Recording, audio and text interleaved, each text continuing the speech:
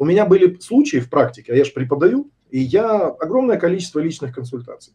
Ко мне пришел человек, у которого ребенок, он сейчас женат, у него 2 детей от своей жены, но у него есть ребенок от предыдущих отношений.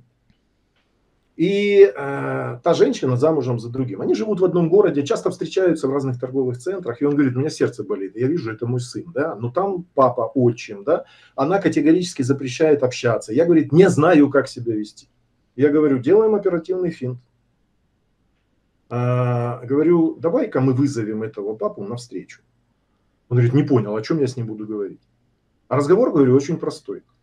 Вызываем его навстречу в кофейню, да, и садимся и говорим, Сережа, Вася, там, ну, неважно, да, да ты не переживай, я по делу. Ну, ты, наверное, знаешь, да, что там, это мой сын.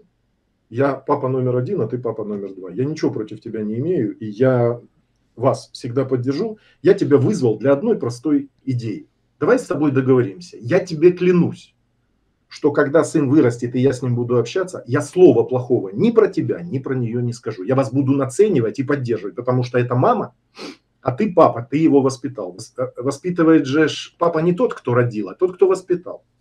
Но поклянитесь и вы мне, это договорняк, что вы за глаза обо мне плохого слова не скажете. Это нужно не мне, это нужно не вам, это нужно ему. Чтобы у него не было травм, чтобы он родил детей в свою зону ответственности. И я тебе скажу, он эту встречу провел. 2 мужика, которые воспитывают вот так вот сына, они пожали друг другу руки, и у них появились темы для разговоров. Он, этот мужик, подошел, сказал своей жене, да нормальный он пацан, вам не о чем сражаться, все ради детей. Или, например, женщина мне одна пишет, у меня муж инфантил. Тюфяк, живет с мамой, я с ним развелась 4 года назад, но сейчас дочке исполнилось 6, и он воспылал страстью. Он хочет с дочкой общаться, а его манеры, да, его вот эти привычки, он инфантил, да, меня притят, я не могу. А он хочет с дочкой. Я говорю, секундочку, папа – это человек, с которым невозможно развестись.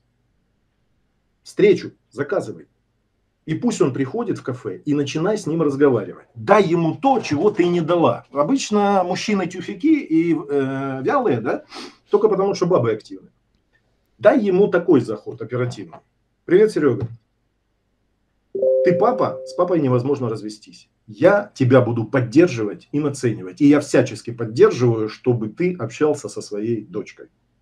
Представляешь себе заход? Она это не приемлет, а она заходит именно с этой карты. А дальше она говорит, только давай с тобой договоримся. Я тебе клянусь, что я за глаза ей слова плохого о тебе не скажу. А ты за глаза, когда будешь с ней общаться, плохого слова про меня не скажешь. Ты будешь говорить, мама, это наше все. А я буду говорить, твой папа самый лучший. И мы будем вместе согласованно идти и воспитывать нашу дочь. Мы не сойдемся, но папа это человек, с которым невозможно развестись. Я ей вот это рассказал. Ее колошматило, она была в истерике. Она говорит, я этого не смогу.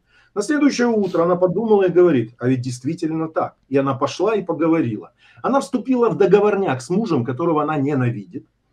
И вдруг выяснилось, что он нормальный парень. Что она отдала ему часть ответственности, и он ее взял, и он сделал все, как она попросила, и они выровняли балансы самооценок, и они вместе созваниваются, поздравляют друг друга с днями рождения, и дитё видит, что папа с мамой ведут нормальный контакт. У дитё психосоматическая травма меньше на порядки.